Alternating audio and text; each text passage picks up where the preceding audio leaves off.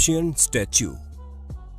2013 में इंग्लैंड के Manchester museum में स्थित एक प्राचीन मिस्र की मूर्ति नेब सेनो ने खूब सुर्खियां बटोरी क्योंकि वो अपने आप ही मूवमेंट करते हुए दिखाई दी। नेब सेनो की ये मूर्ति 1800 BC से भी पुरानी मानी जाती है और ये मूर्ति जिस म्यूजियम में थी वहां के क्यूरेटर कैम्पबेल प्राइस को लगातार चकमा दे रही थी। क्यूरेटर कैम्पबेल के मुताबिक ये मूर्ति अपने डिस्प्ले में पड़े पड़े हर रोज मूवमेंट कर रही थी। उनके मुताबिक वो एकमात्र शख्स थे जिनके पास इस डिस्प्ले की चाबी थी, इसलिए किसी अन्य शख्स द्वारा ऐसा किया जाना नामुमकिन था। लेकिन फिर भी क्यूरेटर और उनकी टीम ने यह देखने के लिए वीडियो बनाने का फैसला किया कि कहीं कोई इस मूर्ति के साथ छेड़छाड़ करके उन लोगों से मजाक तो नहीं कर रहा।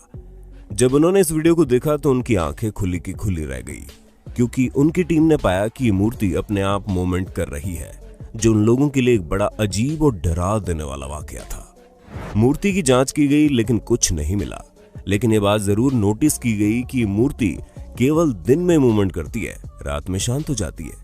खैर, साइंटिस्ट द्वारा काफी गहरी रिसर्च के बाद पता चला कि ये मूर्ति कोई जादुई शक्ति का कारण नहीं बल्कि म्यूजियम में आने वाले विजिटर्स के पैरों के चलने से होने वाले वाइब्रेशन की वजह से हिल रही थी, इसलिए केवल दिन में म्यूजियम में चहल पहल के कारण ये मूव करती थी। Ganesha and the milk. भगवान गणेश हिंदू धर्म में सबसे ज्यादा पूजा किए जाने वाले भगवानों में से एक है, जो अपने हाथी के मस्तक के लिए जाने जाते हैं। हिंदू धर्म में किसी भी भगवान की पूजा से पहले सर्वप्रथम गणेश जी की पूजा ही की जाती है। 1995 में 21 सितंबर को ये बात फैली कि गणेश प्रतिमाएं दूध पी रही है। देखते ही देखते मंदिरों में भीड़ लग गई। एक के बाद एक लोग दूध पिलाते रहे और गणेश प्रतिमाएं वैसे ही दूध को पीती रही। इसके बाद समय समय पर दूसरे देवी देवताओं के दूध पीने की खबर भी आती रही। इसी दौरान ये खबर भी आई कि घर में भी गणेश प्रतिमाएं दूध पी रही है। लोग चम्मच से घर में दूध पिलाने लगे और प्रतिमाएं दूध पीने लगी।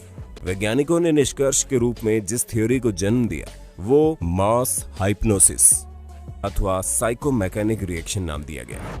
उनके अनुसार वो चमत्कार विज्ञान का है जिसे कैपिलरी एक्शन नाम दिया गया, यानी सरफेस टेंशन या पृष्ठ तनाव के कारण ये चीजें होती है।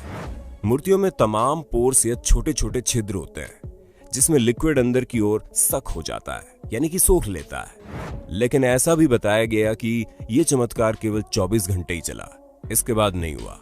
ये कैपिलरी एक्शन का कमाल था तो केवल एक ही दिन क्यों देखने को मिला? इस पर आपका क्या सोचना है, जरूर बताइएगा। Virgin Mary and the blood.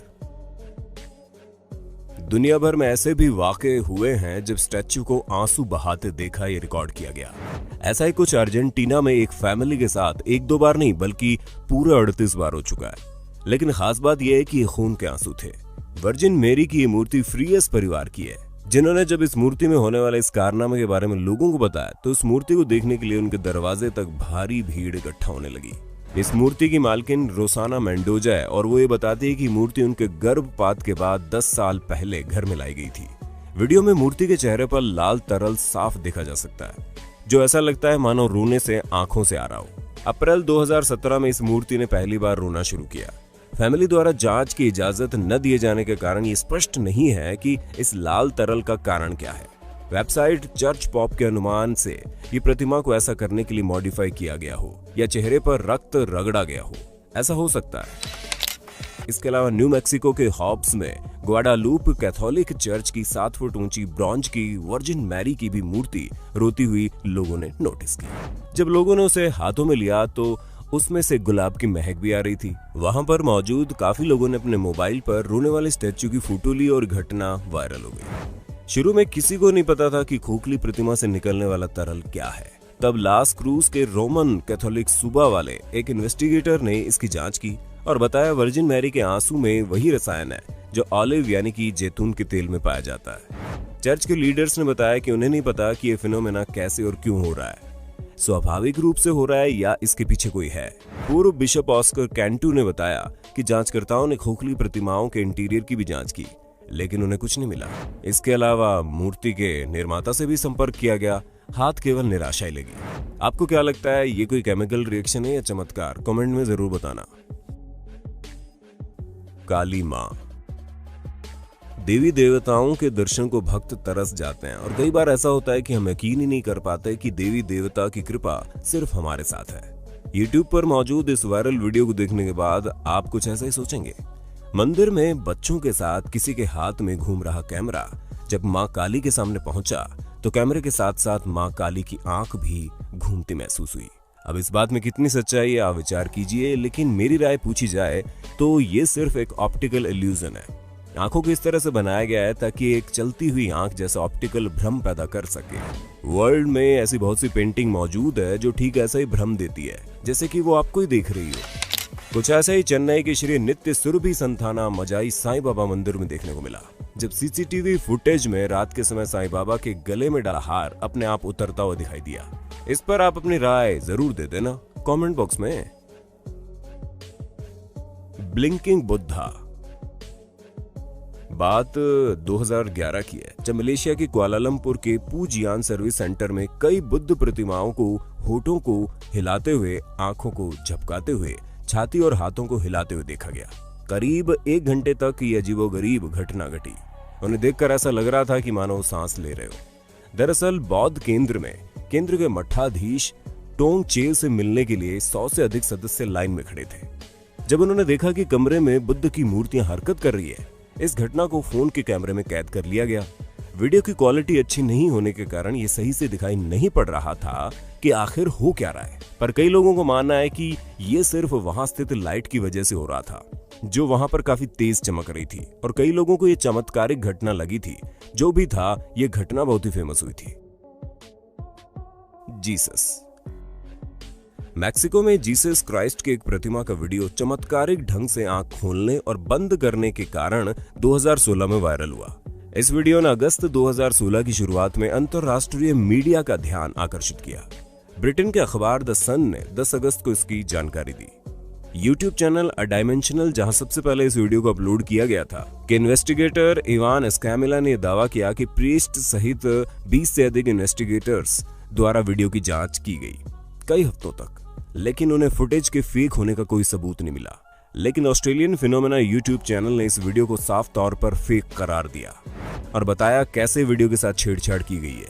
Video software की मदद से उन्होंने वो साबित कर दिया जिसका पता लगाने में प्रीस्ट सहित 20 से अधिक इन्वेस्टिगेटर्स असफल रहे।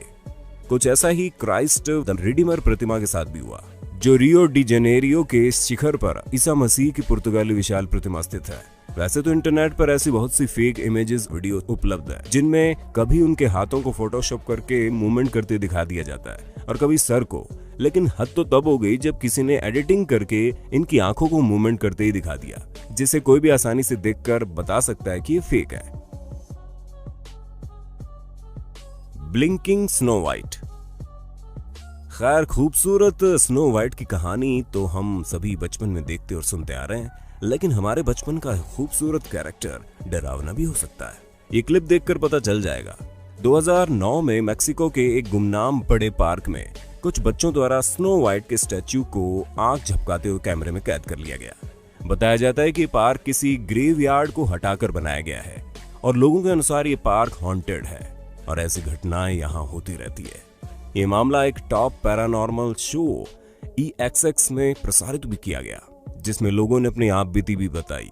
इस स्टैच्यू में कोई मैकेनिकल सिस्टम नहीं है। वैसे वीडियो फुटेज साफ न होने की वजह से आज तक इन्वेस्टिगेटर इसकी सच्चाई नहीं जान पाए हैं, लेकिन उनका कहना है कि अगर ये एडिटेड है तो इतने साल पहले ऐसी एडिटिंग सिर्फ बहुत बड़े स्टूडियो में ही हो सकती है। तो दोस्तों, हमारे इन मिस्टीरियस स्टैच्यूज की लिस्ट के बारे में क्या आपके पास कोई लॉजिकल एक्सप्लेनेशन है, जिससे आप हमें बता सकते हैं कि वो स्टैच्यू क्यों अलाइव दिखते हैं और ऐसे मूवमेंट करते हैं? और अगर है तो आप हमें हमारे कमेंट सेक्शन में जरूर बताइए। ऐसे और इंटरेस्टिंग वीडियो के लिए हमारे चैनल को लाइक और सब्सक्राइब करना ना भूलें।